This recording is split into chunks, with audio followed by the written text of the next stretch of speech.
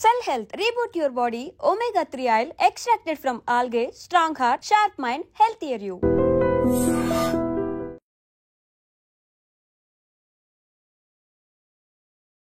Welcome to iDream media. So రాత్రి నిద్రించే ముందు గోరువెచ్చని నీటిని తీసుకోవాలి. ఇది మన ఆయుర్వేదంలో చెప్పబడింది. ఇది ఒక ప్రాచీన వైద్య విధానము. ఈ రెమెడీని పాటిస్తే చాలా రకాల అనారోగ్య సమస్యలకు చెక్ పెట్టవచ్చట. మరి దీని గురించి పూర్తి వివరాలు తెలుసుకుందాం.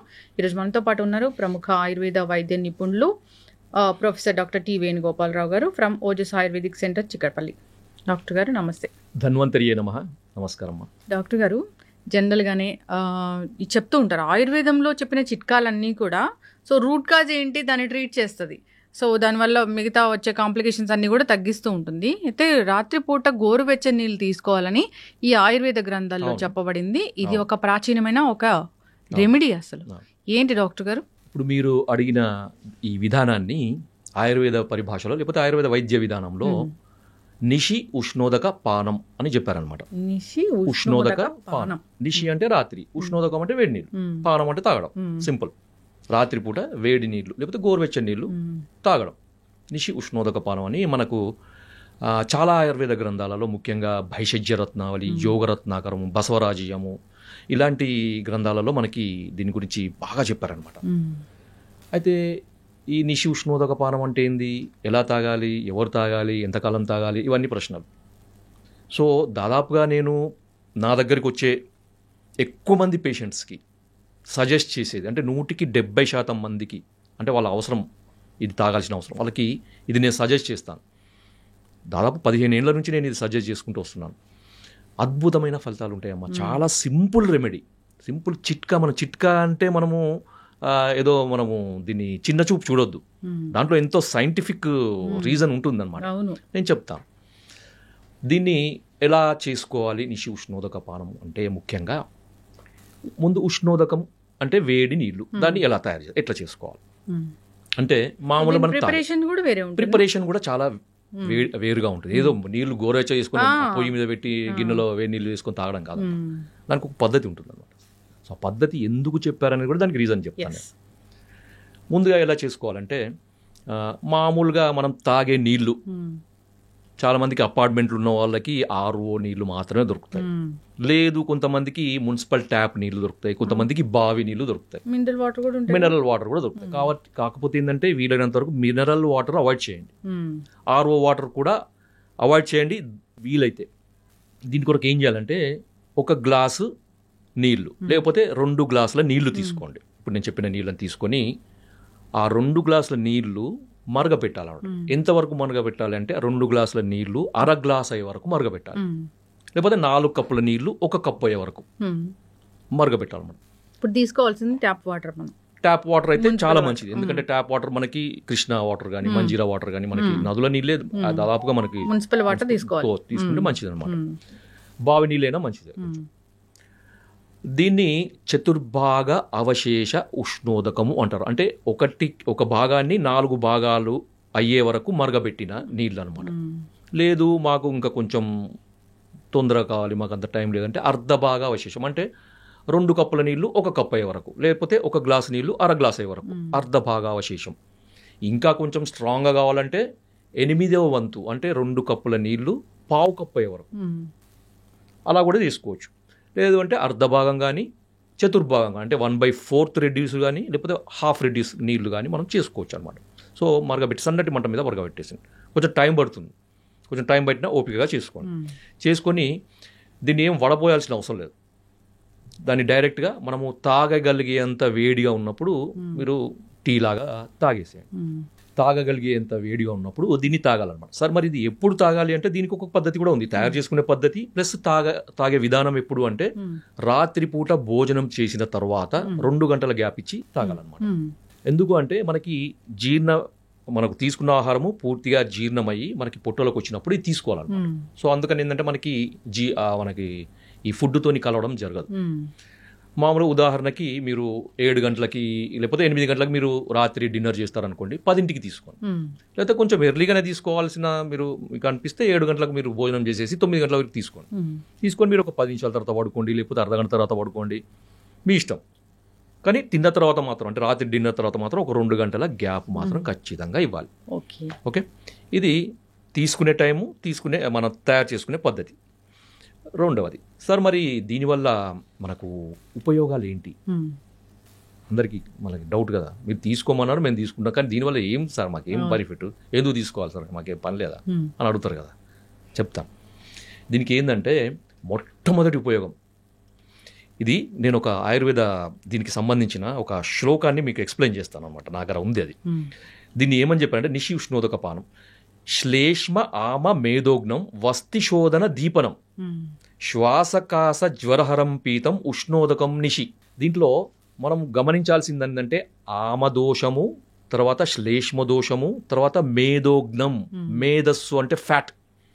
ఎవరైతే ఇంతకుముందు నేను కొన్ని ఒబెసిటీకి వాడే మందులకు అనుగుణంగా అవి వాడుతూ కూడా రాత్రిపూట ఈ ఇప్పుడు నేను చెప్పిన విధానంలో వేడి నీళ్లు కనుక తాగితే మనకి ఫ్యాట్ కూడా తగ్గుతుంది. ఖర్చు లేని వైద్యం అన్నమాట. కొంతమందికి ఏ మందు వాడడం సార్, ఎక్సర్సైజ్ చేయం, డైట్ చేయం, ఏదైనా టిప్ చెప్పండి అంటే ఇది చెప్తాను నేను.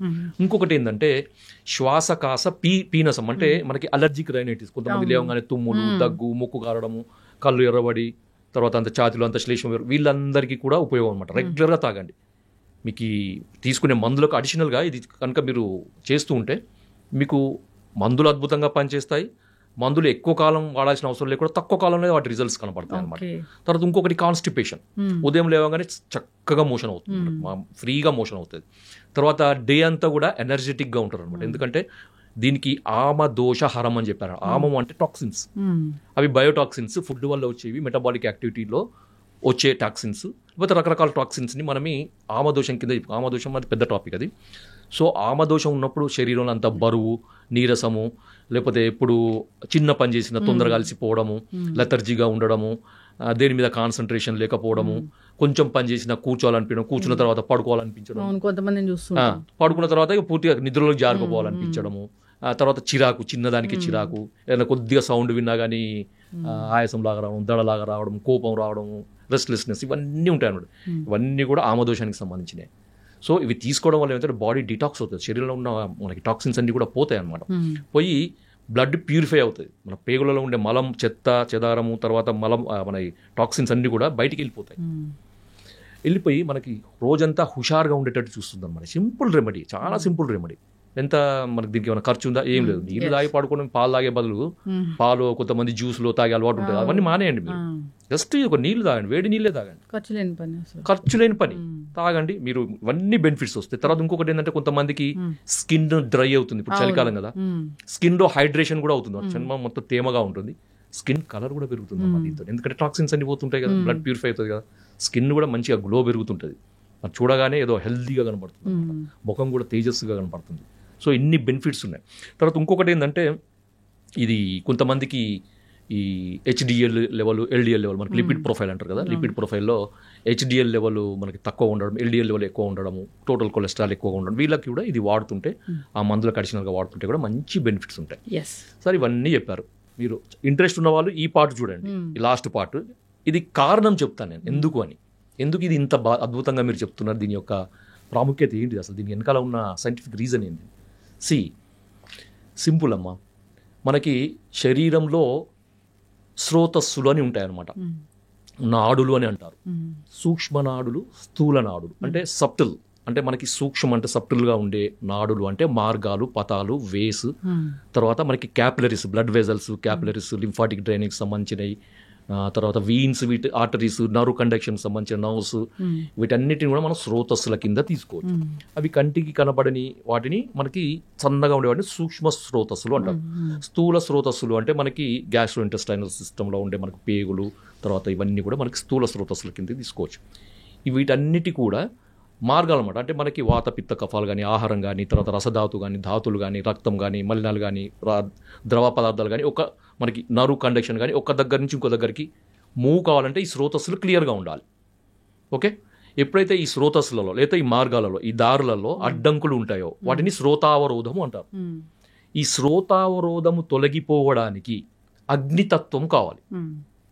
అంటే ఒక ఫైర్ ఎనర్జీ, ఒక ఫైర్ ఎనర్జీ ఉన్నప్పుడు ఏంటంటే ఆ స్రోతస్సులు అనేవి బ్రేక్ అవుతాయి, ఎందుకంటే వాటిలో ఉండే అడ్డంకులు అనేవి కరిగిపోతాయి. సో మేధోధాతు ఫ్యాట్ వల్ల కానీ అది అడ్డంకి ఉండొచ్చు, శ్లేష్మధాతు వల్ల కూడా ఉండొచ్చు కదా. సో వీటి వల్ల వచ్చే శ్రోతావరోధం పోవడానికి అగ్ని యొక్క తత్వం అవసరం అనమాట. మనము అగ్ని యొక్క తత్వాన్ని నేరుగా మనం తీసుకోలేము. మనం మంటం లోపలికి తీసుకోగలుగుతాం, ఫైర్ లోపలికి మింగగలుగుతాం లేదు. సో దాని కనుక ఏం చేస్తున్నాం అంటే ఈ అగ్నితత్వాన్ని జలానికి ఆపాదిస్తున్నాం.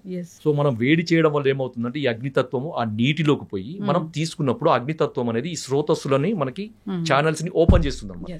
సో అప్పుడు ఈ శ్రోతావరోధం తొలగిపోయి అవి ఛానల్స్కి అంత రక్త ప్రసారం బాగా జరుగుతుంది, నర్వ్ కండక్షన్ బాగా జరుగుతుంది, మనకి ఈ ఆహారం యొక్క జీర్ణ వ్యవస్థకు సంబంధించిన మూమెంట్స్ అవన్నీ కూడా నార్మల్గా ఉండి ఆరోగ్యం చేయకూడదు. ఇది దీంట్లో ఉండే సైంటిఫిక్ రీజన్. ఖచ్చితంగా డాక్టర్ గారు చాలా చక్కగా చెప్పారు. ఎన్నో ఏళ్ళ ఎక్స్పీరియన్స్ మీది ఈ ఆయుర్వేదంలో. చాలామంది అంటే మాకు డయాబెటీస్ తగ్గింది, సోరియాసిస్ తగ్గింది, మేము వెయిట్ లాస్ అయ్యాము, సో మాకు గ్యాస్ట్రిక్ ఇష్యూస్ ఉంటే తగ్గాయి, ఇలా చెప్తూ ఉంటారు మీ దగ్గర వచ్చినప్పుడు. చాలామంది విన్నాను నేను. సో ఆయుర్వేదానికి ఇంకా ప్రాచుర్యం కావాలి, ఆయుర్వేదం ఇంకా జనాల్లోకి వెళ్ళాలి. మీరు మాకు రెగ్యులర్గా ఇంటర్వ్యూస్ ఇస్తూ ఉండండి.